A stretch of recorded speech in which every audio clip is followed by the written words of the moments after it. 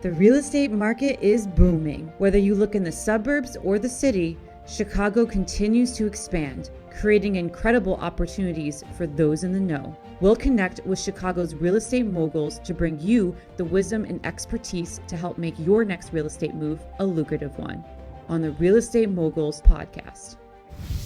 Welcome to the Real Estate Moguls. I am Abby Torres, and with me today is the amazing Amal Khalil. Perfect. Yay! We were just practicing her name, and I was so excited to do it, so I'm like, I had to do it. But it's Amal, right? Everybody knows you in social media as Amal. Okay, so I'm so excited to do this. Thank you for having me. I'm excited too. Yes. Well, even though we've met through an actual transaction, yes, but it was like just conversation. We've actually never met, in person until not too long ago. But I feel like I've known you forever. Yeah. I really do. That's the power of social media. It is.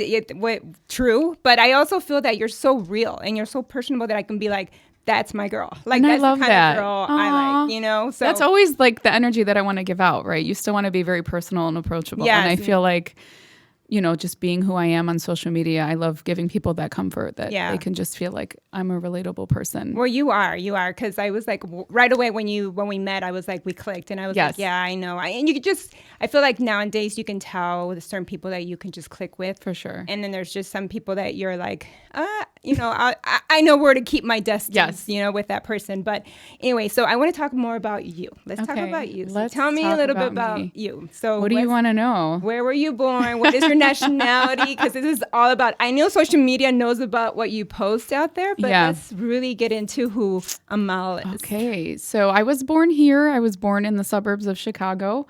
I was raised in the Palace Park, Orland Park area. Okay. I am Palestinian, 100% Palestinian. My parents were both, born in Palestine, came here in the late 70s. I have 4 other siblings, so there's 5 of us total, so big family. I grew up in Orland Park. I attended private school, Islamic school in the Bridgeview area. It's great. It's a beautiful Muslim Arab community. It's definitely grown over the last many, many years, and it's beautiful to see kind of how much people are embracing it, and just seeing the businesses and the community thrive. And I love being a part of that. So I'm still in the southwest suburbs. I have a 14-year-old son, a freshman in high school. And she still looks great, guys. I mean, thank you. Look at her. And he still keeps me on my toes for sure. What else? Wait, he's 14, and so he's in middle school. No, he's in ninth grade. School. Oh, really? I have a freshman in high school. Yeah. He turned 14 in August, so he made. Wow. Yeah. How is that? It's something. Yeah. No, it's great. It's great. I mean, I don't know exactly how old your kids are. I don't think they're still teenagers. little, but my little one, or my oldest, he's in middle school. So now it's like, I feel like it's a change. Yeah. So I can't even imagine what high school is. It's interesting. It's interesting to see, your kid that's always going to be your baby kind of become a young adult. It's very bittersweet. You know, sometimes I catch myself looking at him and he's like, why are you looking at me weird? And it's like you're embracing this new phase of his life where he's a young adult and is becoming more responsible for himself. But you're also mourning that a little bit because your baby's getting big. And they still need you, but not in the same way. Yeah. And it's kind of nice because you're like, okay, I'm a little bit more independent. I'm not in baby mode anymore. He has his own things going on, sports or whatever. But you mourn it a little bit, But he's such a wonderful kid, and I'm so proud of him. He's very confident, and I was not confident at all at his age. That is so good because in high school, I feel like it's such a big, change, especially now. I feel like everything has changed so much now. Yeah, he's very confident. He's very opinionated. He's vocal. Good. Well, look, that comes from his mama. I got it from my mama. I've always wanted him to be like able to express himself to me just with different things. And I feel like we have, really wonderful conversations, and we can chat about feelings and like things he's learning about. And, it's definitely, it was an adjustment for me, but I think, I'm enjoying it. I'm enjoying this season. I'm enjoying seeing him turn into the person that, he's young, and he is becoming a young man, right? So it's actually really nice. And we have a blended family. Okay. So my husband and I have been married for 6 years. I have 3 bonus kids, so 4 boys total. Oh my God. You know what? I mean, I do love being a boy mom. Yeah, it's fun. And I think, of course, if I had my girl, it would be different. But I feel like a boy mom, it's so different. And it's just it's a special bond. It is. It is. Yeah. And so they're all adults. They're wonderful kids, all in their 20s. And then I mentioned to you earlier that we do have a beautiful granddaughter. She's 3. She'll be 4 in January. Her name's Eliza. She's definitely the boss. She has all of us. She's the only girl. She's the only grandchild, and she's a girl. Right? Yeah. So she definitely has all of us wrapped around her finger. Sure. So it's super fun, to have that girl dynamic, especially in a family full of boys. Yeah. And I don't know what else. We have it's a lot going on. Family, huge family. No, that's, and I want to get into the real estate. I do want to talk about that, but I wanted to learn more about you because I feel like sometimes, even though we're so focused with work, but I feel like so much what you've done with social media too is also talking about who you really are. Yeah. And I think a lot of people need to see that sometimes, or because they are just like, oh, they know you as a real estate agent, but they don't really know who you are, right?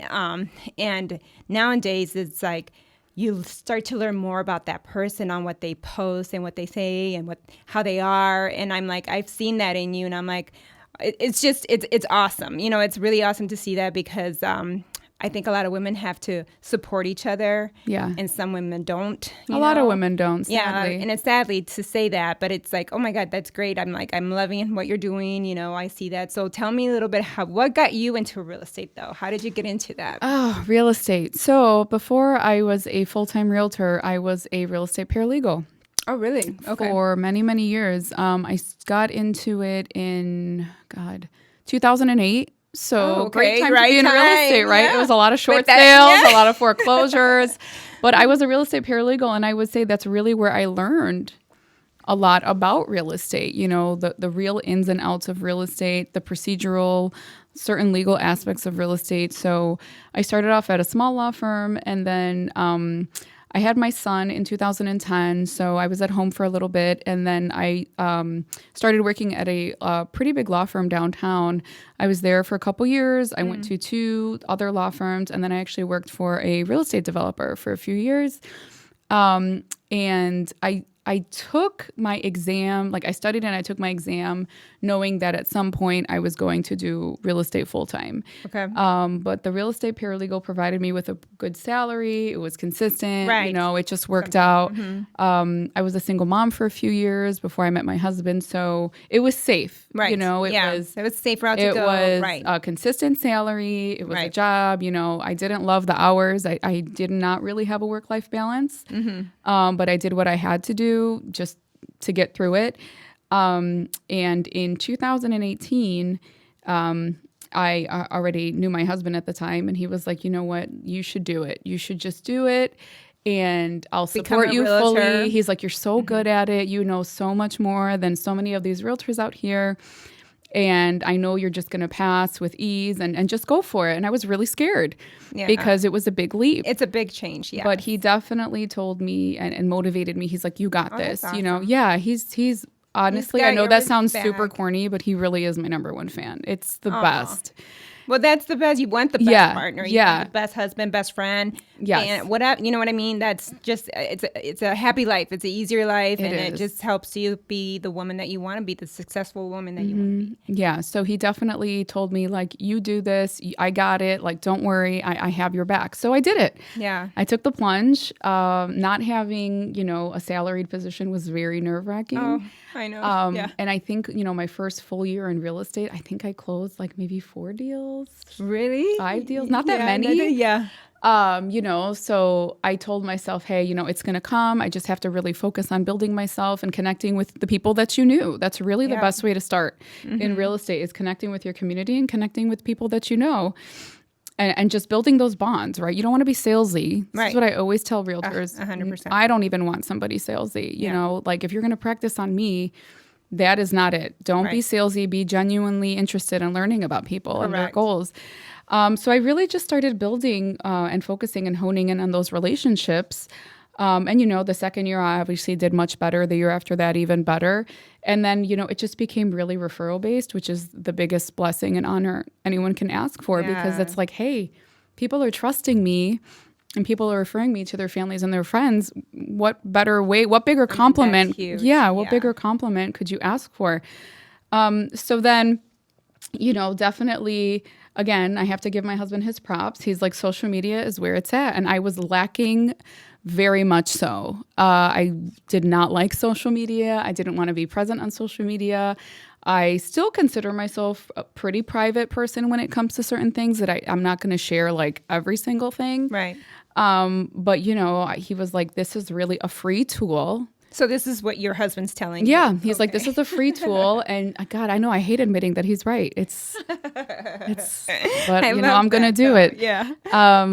He was like, it's a free tool, and this is the new wave. This is where people are going and looking to find everything, not just real estate stuff, not just houses, just anything you can think of. People are looking to social media for it. So, I definitely tried out a couple different things.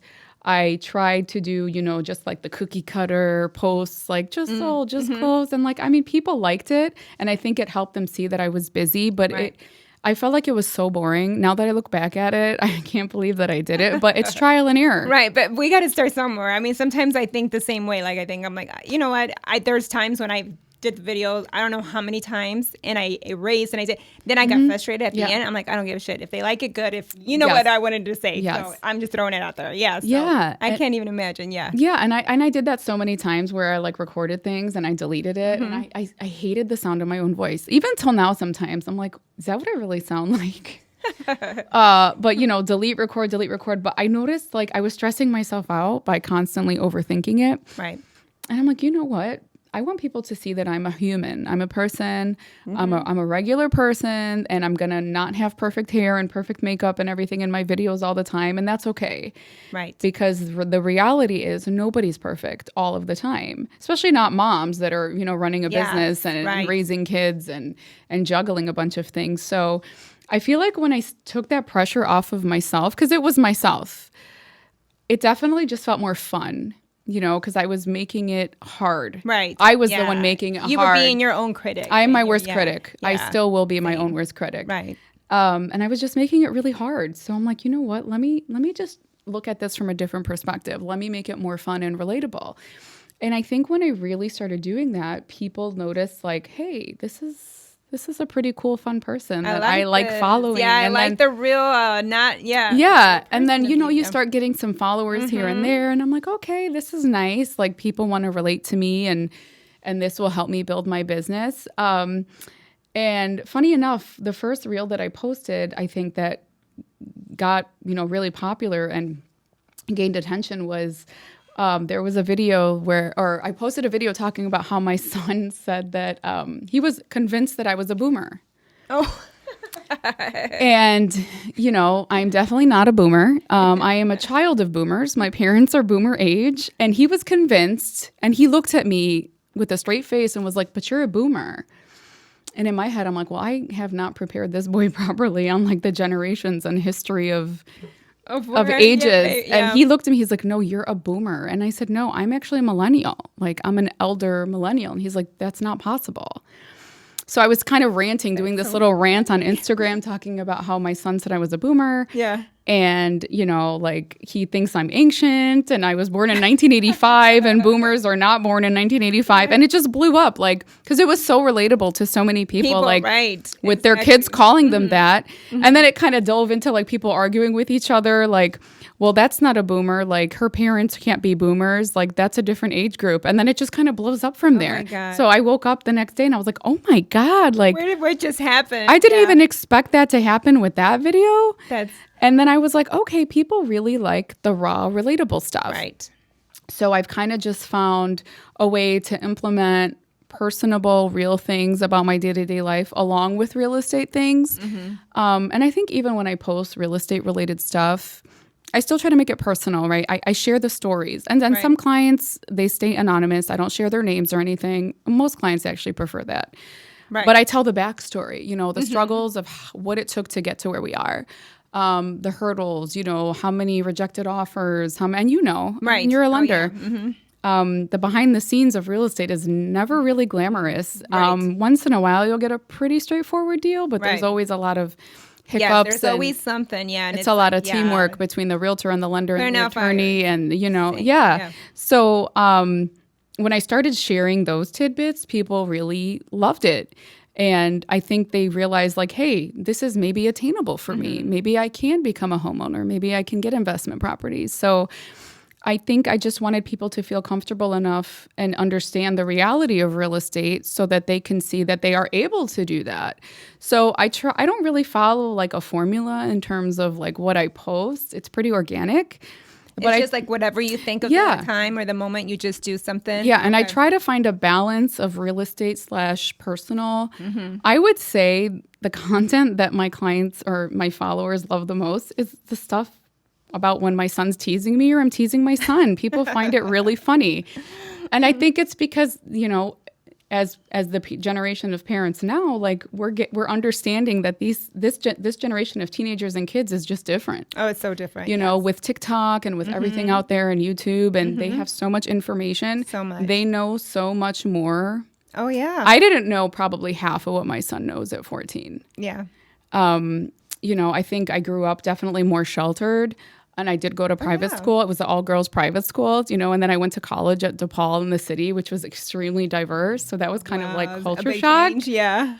But I think, my son goes to public school and he's just exposed to a lot more. But I think with social media and the internet, these kids are so savvy to things. Yes. So it's always interesting I'm sure your kids, I don't know if they're old enough to have social media, but they just know stuff. Oh no, they know stuff. They see like certain things on YouTube because we have it all programmed on what they can see. But it's still, you just nowadays everything out there is just like, oh my God, don't do this and don't say this and don't talk like this. Yeah. You're talking YouTube right now, and So that's constant me doing that with them. But wow, so then social media was a big part of. You feel like that was a big part of where your business is today, as much as how much your real estate business has grown as well? Or do you feel like, you're still getting you're still working with old friends and family how are you, I guess I want to, for others who's learning and who's starting in the real estate business, like what advice would you give them or, as far as trying to find your niche or trying to find the persons that you want to work with? I think the first thing you need to realize is you're not for everyone, and that's okay.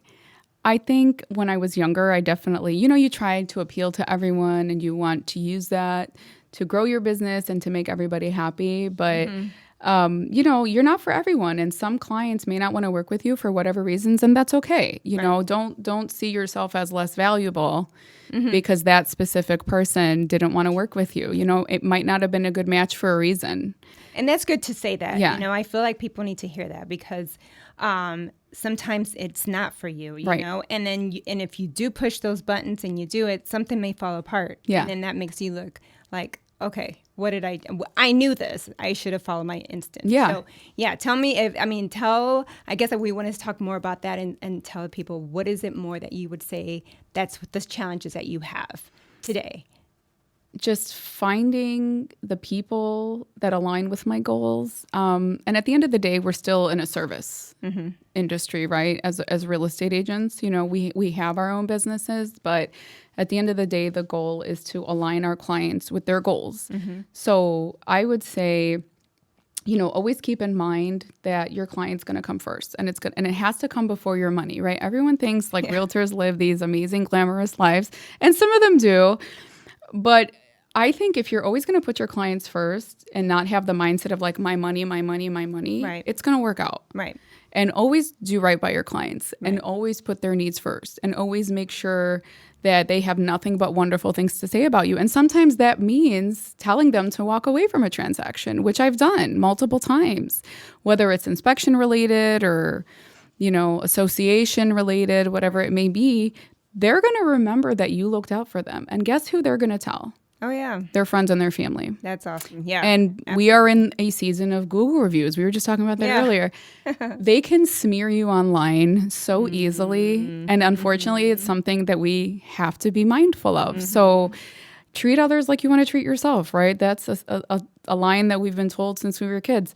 Put your clients first and if you continuously do that, it will come back to you, right? And not just in money, but in growing your business. Right. And even in my, I use Instagram probably the most. I have the biggest following on there. When people DM me and say, hey, I just really love like that story that you told about the clients. It made me really feel like I could buy this house or you could help me get there.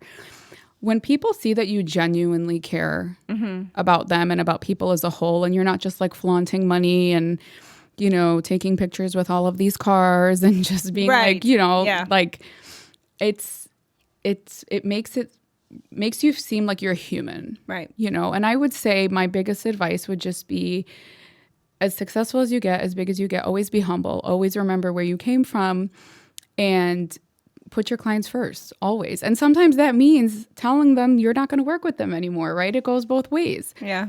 In our industry, a lot of people feel like we're overpaid and they can negotiate everything with us and that we aren't worth the money that we're being paid and things like that. And you have to prove your worth constantly. Right. And I feel like we're one of the fields where we constantly have to prove our worth, right? Are you really like telling attorneys and doctors like, no, don't charge me that? No, because this doctor is going to save your life and he went to school and learned how to do that. Right. Attorneys, the same thing. And I feel like in our field, especially now in the last year, I would say with all the buyer rep stuff that's come out and people, saying that real estate agents are going to be moot and AI and all of these things, you have to prove your value. Yeah. And value is not just money. Value is time. Value is knowledge.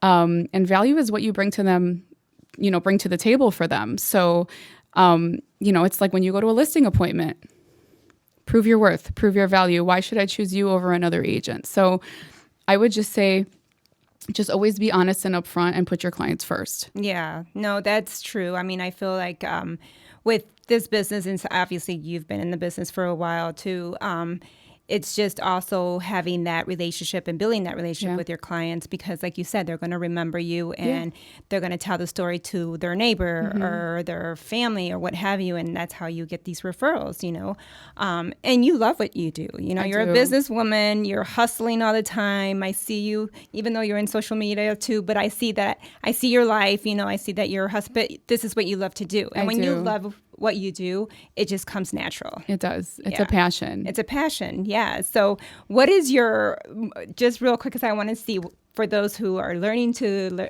get into business or social media or what have you, what is your morning and then till the end? Oh my God. What is your ritual? Because I want to know, I feel like everybody has a ritual. And sometimes I've heard people say 5:30 a.m. I've tried that. Yes. In the summer. And I do love it. In the winter, I just can't get myself up at 5:30. I mean, I'll do 6.